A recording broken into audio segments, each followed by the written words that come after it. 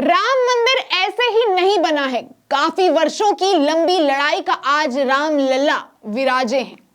इसके इतिहास के पन्नों में कई दंगे भी हुए, जिसमें धर्म को थोड़ा दूर रखा जाए तो इंसानियत की नजर से भी काफी चीजें काफी गलत हुई थी।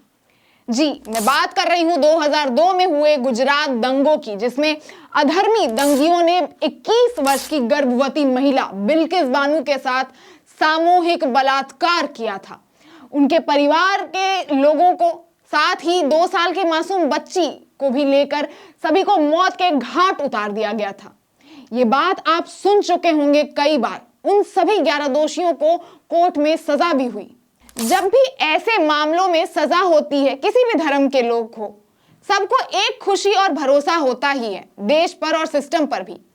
फिर एक खबर आती है कि अच्छे बर्ताव रखने के कारण इन सभी 11 हत्यारों और बलात्कारियों को समय से पहले ही रिहा कर दिया जाता है और बाहर आते ही इनका भव्य स्वागत होता है, मिठाई खिलाकर, फूल मालाओं के साथ। बिल्किस बानो को दुख होता है। उन्हें अब इस बात का डर होता है कि अब फिर उनकी जान खतरे में है। लिहाजा बिल्किस बानो सुप्रीम कोर्ट का दरवाजा खटखटाती है। Supreme court Gujarat high court के फैसले को शर्मनाक बताती है और तुरंत खारिज कर इन 11 दोषियों को वापस जेल में डालने को कहती है। इसके बाद खबर आई थी कि वो 11 कैदी जिसे गुजरात हाई कोर्ट ने रिहाई दे दी थी, वो फरार हो गए हैं। तो वही खबर अब आ रही है कि उन्होंने आत्मसमर्पण कर लिया है।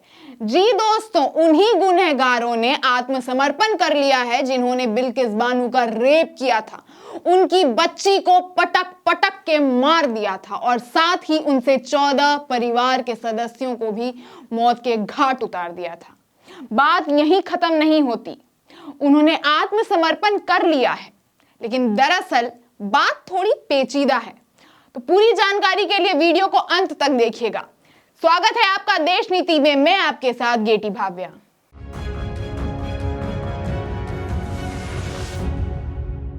देश नीति, केवल सच्ची और पक्की खबरें। बात जितनी सीधी होती है, कई बार वो वैसी दिखती नहीं है। ठीक वैसा ही मामला है बिल्किस बानो के केस का।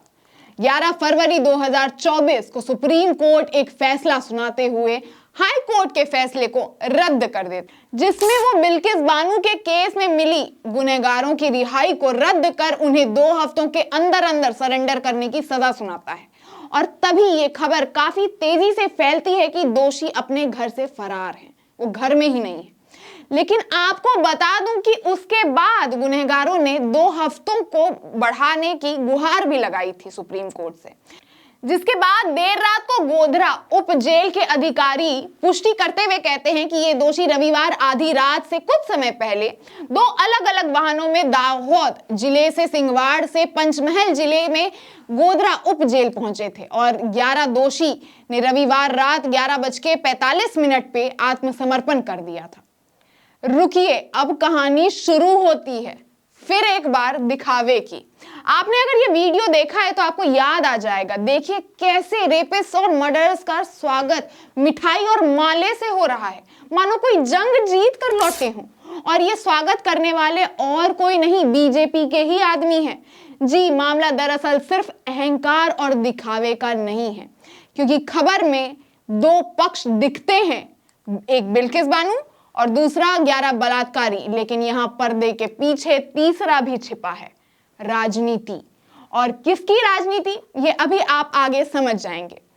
उससे पहले ये जान लीजिए कि भले ही सारे आरोपी वापस जेल चले गए हों, लेकिन यहाँ जीते 2 पक्ष हैं, एक तो बिल्किस बानो और दूसरा राजनीति।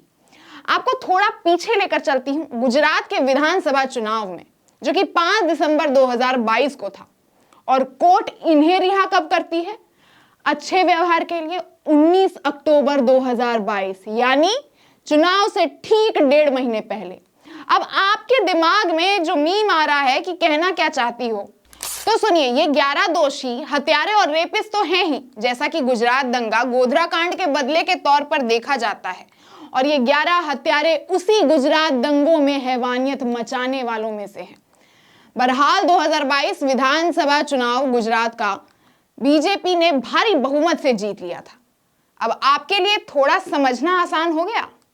मतलब इस बात का तो कोई तुक ही नहीं बैठता है कि उन 11 दोषियों का आचरण बदल गया था, क्योंकि अगर ऐसा होता तो इतने अच्छे स्वागत के साथ बाहर नहीं निकलते, बल्कि अगर निकलते तो सबसे पहले बिल्किस बानो के पास जाते और माफी मांगते।